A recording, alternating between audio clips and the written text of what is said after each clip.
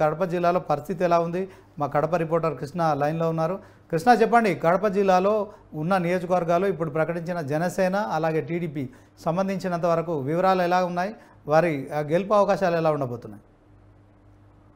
Sir, పొత్తులో భాగంగా దాదాపు కడప జిల్లాలో 4 సీట్లు అయితే కేటాయించారు. అందులో భాగంగా కడప నియోజకవర్గానికి మాధవరెడ్డిని, అదేవిధంగా పులివెందుల నియోజకవర్గానికి బీటెక్ రవిని, అదేవిధంగా మైదుకూరు నియోజకవర్గానికి పుట్టా సుధాకర్ యాదవ్ని, అదేవిధంగా అన్నమయ్య జిల్లాకు సంబంధించి రాయచోటి నియోజకవర్గానికి వచ్చేసి రాంప్రసాద్ రెడ్డిని నియమించడం జరిగింది సార్.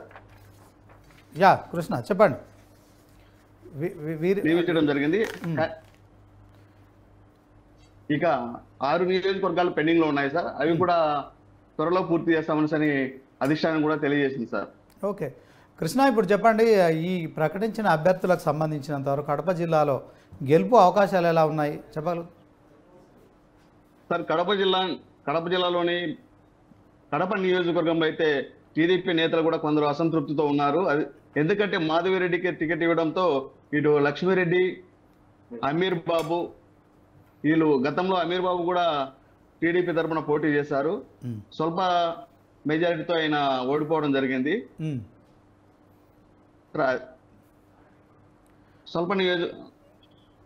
చెప్పండి కృష్ణ.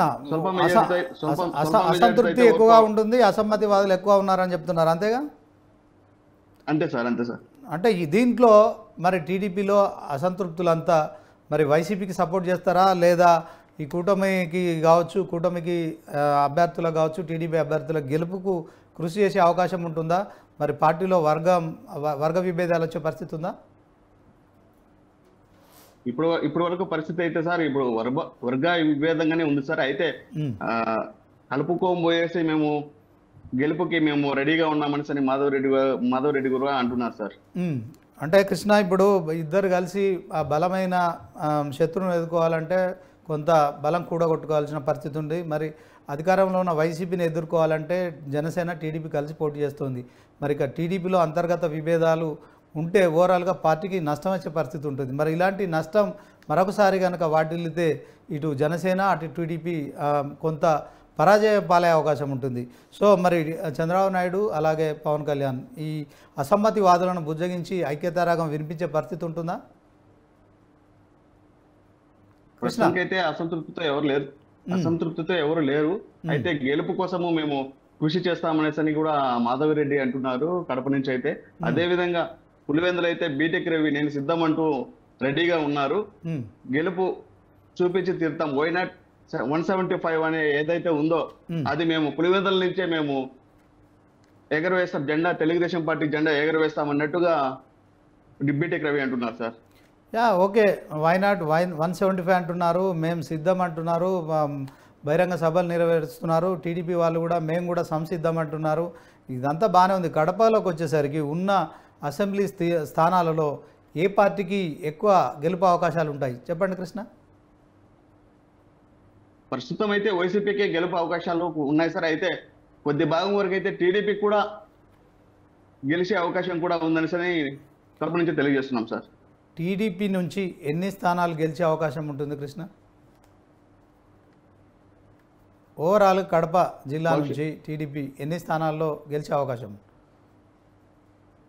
కడప జిల్లా నుంచి గెలిచే అవకాశాలు అయితే దాదాపు 4 నియోజకవర్గాలు అయితే కనిపిస్తున్నాయి సార్. ఒకటి మైదుకూరు, కడప, 2 వచ్చేసి జమ్మలమడుగు, వచ్చేసి పులివెందుల, ఇవైతే కనిపిస్తున్నాయి సార్ ప్రస్తుతానికి. ఓకే కృష్ణ, జనసేనకు సంబంధించినంత వరకు కడప జిల్లాలో పార్టీ ప్రభావం ఎలా ఉంటుంది, అలాగే గెలిచే స్థానాలు ఏమైనా ఉన్నాయా? జనసేనకి సంబంధించి అయితే రైల్వే కోడూరు కొంచెం గట్టిగా ఉంది సార్. ఓకే, అంత ఒక నియోజకవర్గం మాత్రమే జనసేనకి కొంచెం ఎక్కువ ఫేవర్గా ఉన్నట్టు కనిపిస్తుంది సార్. మిగతా ఎక్కడ జనసేన అంత బలంగా లేదంటారా? మిగతా చోట్ల అంత బలంగా లేనట్టుగా కనిపిస్తుంది సార్ మనకైతే. 4 నియోజకవర్గాల్లో టీడీపీ, ఒక నియోజకవర్గంలో జనసేన బలంగా ఉంది. అంటే ఓవరాల్గా మరి టీడీపీ అలాగే జనసేన కూటమిలో భాగంగా ఒక 50% గట్టిగా కొట్లాడతారు, గెలిచే అవకాశాలు ఉన్నాయి. గెలిచే అవకాశాలు ఉన్నాయి సార్. సో మిగతా స్థానాల్లో వైసీపీ మాత్రమే గెలుస్తుందంటారా? ఇంకొక విషయం ఏంటంటే సార్, బద్వేల్ నియోజకవర్గంలో కూడా రోసయ్యకి అధిక మెజార్టీ ఇప్పుడు కనిపిస్తుంది సార్. ఇప్పటి వరకు బాబు సూరెడ్డి భవిష్యత్ గ్యారంటీ కార్యక్రమంలో కూడా అతను పాల్గొనడం జరిగింది. అదేవిధంగా రితీష్ రెడ్డి ఆధ్వర్యంలో ఆయన ముందుకు దూసుకెళ్తున్నాడు సార్.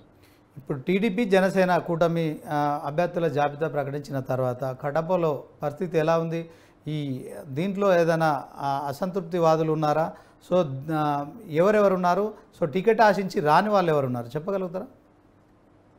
ఉమ్మడి కడప జిల్లాలో వచ్చేసి అన్నమయ్య జిల్లాలో రమేష్ రెడ్డికి ఇప్పటి వరకు ప్రకటిస్తామనేసరి చెప్పి ప్రస్తుతం అతనికి ప్రకటించకుండా రాంప్రసాద్ రెడ్డికి ప్రకటించడంతో అతను అసంతృప్తితో ఉన్నాడు. అతను కూడా టీడీపీ కండువా వేసుకోవడానికి రెడీగా ఉన్నట్లు కనిపిస్తుంది సార్. అంటే వైసీపీలో టికెట్ కేటాయించని నేపథ్యంలో టీడీపీలోకి వస్తున్నాడు అతను, అంతేనా? వైసీపీ కాదు sir, Congress party sir. Congress పార్టీకి సంబంధించిన ఇష్యూ. ఓకే. సో ఇది మరి మా ఏపీలో మాత్రం ఇక మా టీడీపీ జనసేన కూటమికి సంబంధించిన అభ్యర్థుల జాబితా ప్రకటించిన నేపథ్యంలో ఇక జంపు జిల్లానీలు వాస్తవంగా ప్రతి పార్టీలో ఉంటే ఎన్నికల సమయంలో అది చాలా కామన్. అయితే ఇక్కడ కాంగ్రెస్ ప్రభావం ఎలా ఉండబోతుంది కడపలో చెప్పగలుగుతారా? ఇది మరి థ్యాంక్ యూ కృష్ణ, కడప నుంచి వివరాలు అందించినందుకు. మళ్ళీ మిమ్మల్ని కాంటాక్ట్ చేస్తాం. సో మరి ఇది ఓవరాల్గా కడప చూసుకున్నట్టయితే టీడీపీ జనసేన కూటమికి సంబంధించి టీడీపీ ఒక 4 స్థానాలు కావచ్చు, అలాగే జనసేన ఒక అసెంబ్లీ స్థానంలో గెలుపు అవకాశాలు ఉంటాయని చెప్పి కూడా మా ప్రతినిధి కృష్ణ చెప్తున్నారు.